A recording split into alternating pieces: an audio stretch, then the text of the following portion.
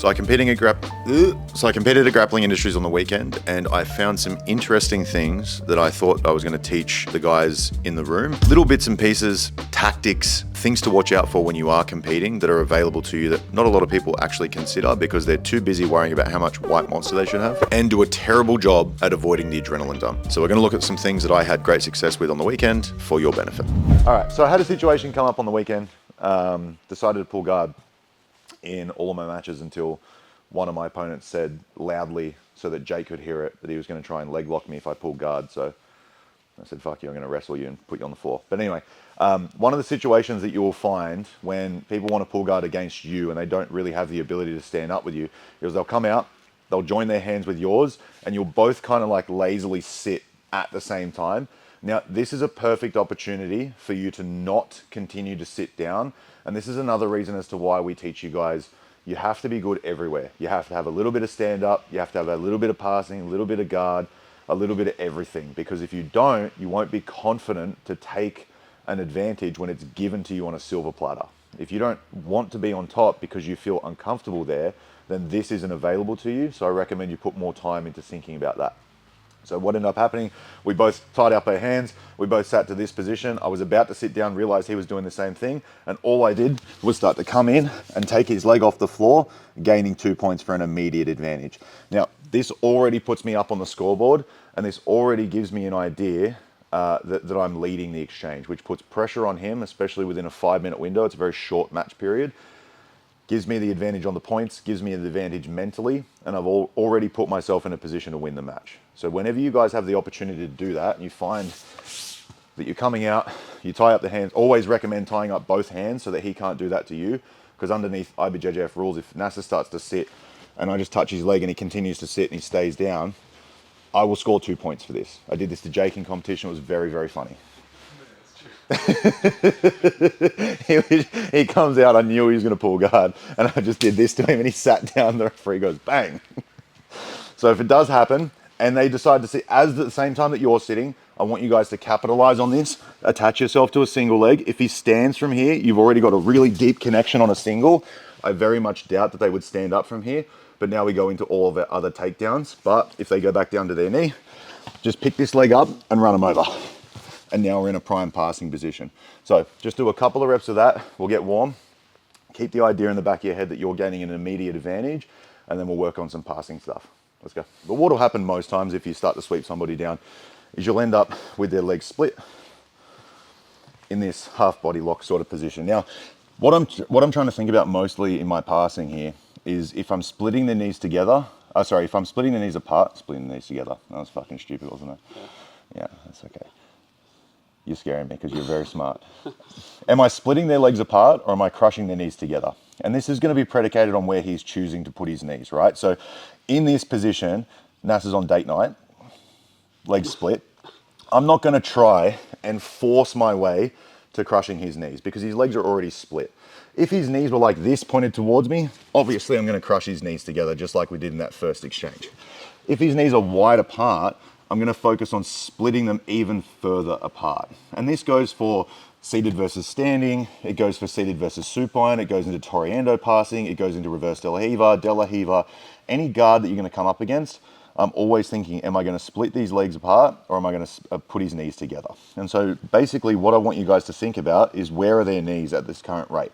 It's not that I have to reach for a body lock at this stage, I'm just thinking about where his knees are at. So if his knees are splitting apart, I'm just going to accentuate that gap. And we've all done our body lock passing before. I'm going to start to sprawl down off his initial butterfly hook. I'm going to pin this leg down towards the floor as much as possible. So even if he tries to keep his hook in at this stage, I'm just going to walk my hips off the side, further splitting his legs apart and then getting off that initial hook. Now I can start to bring my knee up and my chest up over the top of him here, and I've successfully split his legs. If I want to crush his knees together as I've sat him down from this position, and yeah, maybe he's being a little bit lazy, he's put his knees together at this stage, I'm just going to pick a side. And because he's based over this direction, I'm not going to try and take him over here because he's already facing that way with his shoulders. I'm just going to try and pass his legs off the inside, get my chest low behind his knees, so when he tries to turn his knees in towards me and face me, my whole body weight's in the way, and then I'm just going to walk him down covering his hips on the far side with my right elbow, and then walking his near side shoulder down towards the floor. So I just want you guys to think a little bit based on where you end up in these positions. Obviously, if Nasser's in a seated guarded position like this and he's asymmetrical, I'm thinking split these legs apart further. If he's seated in a butterfly position, I'm thinking I could probably go either way. If he's like this, I'm definitely thinking keep those knees together, just as a point of reference. So as we start to sit him down here from that initial wrestler position, I'm looking at his knees. Okay, this is probably a situation where I'm going to split them. So I'll get underneath his chin here, start to put him nice and low. If I reach into a body lock, if I go short, long, it doesn't really matter on the grips. I'm just focused on the knees at this stage. Then we can go through our typical body lock situation. I'm starting to sprawl off this bottom leg, get his leg on the near side, flat completely down on the floor. Reason being, if he's able to point that towards the ceiling, it's going to be really difficult for me to get up and over the top of this leg. If I've got it down on the floor, it's a nice, short, easy pummel. Now I've split his legs successfully. If he's in a situation like this, maybe he's trying to wrestle up, maybe he's trying to heist, the likelihood that his knees come together is quite high. So if his knees come together, I'm just going to force them to stay together. I know that he wants to turn in towards me and face me or turtle out. We're going to stop both of those options. If he turns in towards me and face me, my chest goes on top of the outside of his knee. If he tries to face away from me, I'm going to go tight waist, head on the top shoulder, and then cover his hips.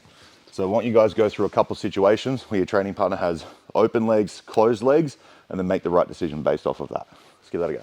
All right, so I want to think about a couple of things, whether we've split the legs or crushed the knees together. Once we've split the legs in this position in body lock passing situations, as long as his knee is completely flat against the floor, whenever we start to come up this direction, we're always able to pummel and continue maintaining that split leg position. Now, this is really important, especially when someone like Nasser weaves his flexible little leg in this position and they give themselves a butterfly hook.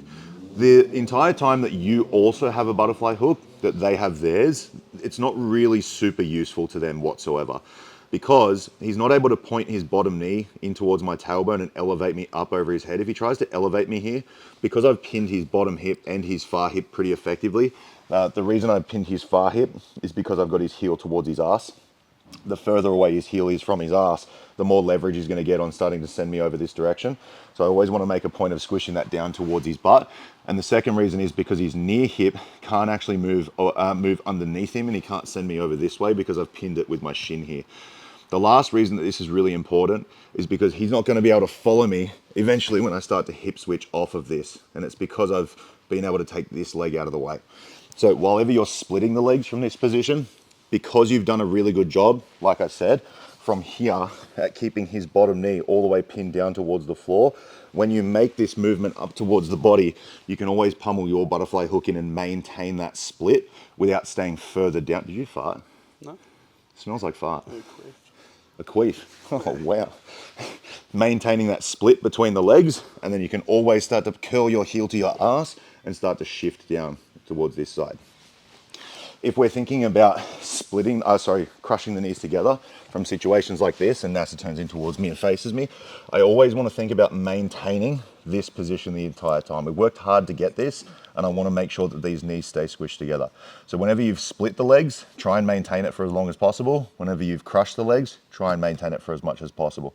Now, it depends on a couple of different things that Nasser can do from here, depending on whether he wants to hooks on my leg or he wants to try and put me into like a reverse Z-guard situation or something like that. But I always want to maintain, whatever I do, I always want to maintain these knees squished together whatsoever. So whether I walk around the backside here and try and get off his hips, or whether I start to go over the top of the knees this way, see how his knees are always consistently crushed together? Now, if he tries to externally rotate his top leg, he can't because my entire torso is in the way. If I'm not fixated on that and I start to take my weight off of him and he starts to, open up, he can start to send me this direction. So I always want to maintain this position as much as possible. Now I can start to get my hands involved because I'm squishing his knees together with my hips. I can start to step up and over his knees and notice whatever position I get into, whether I drive his knees towards his chest or away from his chest like this, his knees are always pinned together. What do you want to do from here? No idea, nothing. Yeah, you can stay here. Nothing. Good answer. Conversely, if I don't fixate on having that together, maybe I'm just over the bottom leg, he can easily start to widen his knee towards my top shoulder, and we kind of end up in a backtracking position where he's in a butterfly half now, and that's better for him and worse for me, especially when I'm further down the body. So I just want you guys thinking about these things. I know this is a little bit more conceptual rather than like legitimate techniques, but whichever side you get into of this, whether it's splitting them open, starting to come down, keep these legs split as long as you can. And that usually means that you're going to start to use your legs to pummel so that you can maintain that split as long as possible. You could simply just knee cut through the gap here.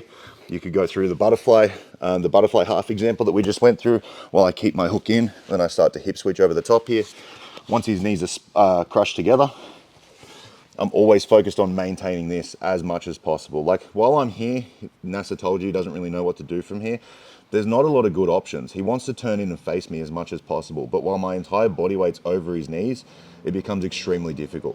And I've got a couple of options. I can always go this way, or I can always go that way. So I could use my elbow here and start to step off his hook, make sure that when I release this arm, I'm always continually putting my chest in the way, so his legs are out of the way completely here. Or if I want to come around the front side, I can always use my arms, bring my knees up over the top, and now I've squished these knees together pretty effectively. Most of you guys in here can start to see that this is a pretty good mounting opportunity as I start to climb up the body. So go through those couple of different sequences. Make sure the entire time you're focused on keeping your legs split as much as possible, or the opposite, keeping your legs squished as much as possible, and then we'll move on. If they've got a butterfly half, and for whatever reason I haven't done the best of job at crushing their bottom, you can just lay down, crushing their bottom knee towards the floor, and they're kind of pointing this towards my tailbone. Yeah, so it's going to be extremely difficult for you to be able to pummel a butterfly hook in this situation. If his leg's completely flat against the floor, it's very easy for me to do that. Even if you're hypermobile, hyper flexible, this could be quite difficult. And so the one reason that I would crush his knees together from here is if that situation arises, all I would simply do, whether I had upper body grips or not, is start to come around the outside of this leg and then go back into squishing the knees together this way. So if you find that this pummel is being difficult, let's say I'm in a cross-face underhook situation, if you're finding that this is difficult, you could always go to a high tripod, but it is quite risky that you get elevated and then he brings his knee through the middle and now you're going back down the chain further than you would have liked. So if you find that pummel difficult, there is always a situation where you can start to just pop that knee underneath your chest and then go through a series of splitting his legs as we can start to climb down the body this way. Again, of course, I can start to go back this way. I can start to see where his knees are at. If I can always start to get his knees out of the way in terms of just creating a little bit of space between his knee and his elbow. If I can put my knee in that space, this is really good for me, really bad for him. Even if he does have his knee and elbow connected, I can just continue to weigh down on top, generating a hip-to-hip connection, and I can find that space in between his knee and elbow. Even if I want to go over the top of it, I can usually get my knee into that gap by then dragging his knees away from his chest. So the one situation that I would use it from, if I was in a splitting leg situation and I found that I couldn't make this pummel, I would make an effort to start to put these legs together. And I would always be testing this, but this is the situation where I would definitely use it. Even from a half guard perspective, let's say Nas's got a high knee shield in, I would always test if I could just bop his knee down like this. It's the exact same as a frame. If you've got a good cross frame in, I'm not going to go directly into this. That's stupid. That's where his frame is strong. If I go over the top of it though, and I crush his elbow towards his chest, you'll start to realize that upper body frames and lower body frames are kind of operate in the same manner.